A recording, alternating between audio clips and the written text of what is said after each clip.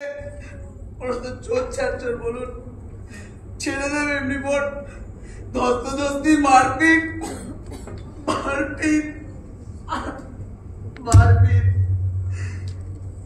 সব কিছুর মধ্যে ওর চোখ দুটো নিয়ে নিল। আমারই দোষ বলুন, আমারই দোষ, একটা পিতা হিসাবে আমারই দোষ। তারপর থেকে এই মন্ত্রীর পায়ে ধরছি, ওই থানায় যাচ্ছি, কিন্তু কেউ কেসটা নিচ্ছে না। কেন? কারণ ওরা পার্টির ছেলে ছিল, ওরা সব মন্ত্রীর আন্ডারে। টাকা টাকা টাকা, এই রাজ্যের সবাই টাকা বোঝে, বোঝে না কিছু। আমি একজন পিতা হয়ে বলছি, পিতা। আমার ছেলের কি দোষ ছিল বলুন তো? নিজের বোনটাকে তো আনতে গেছিল, তোরা মেয়েরা আমার ছেলের চোখ নিয়ে নিবি।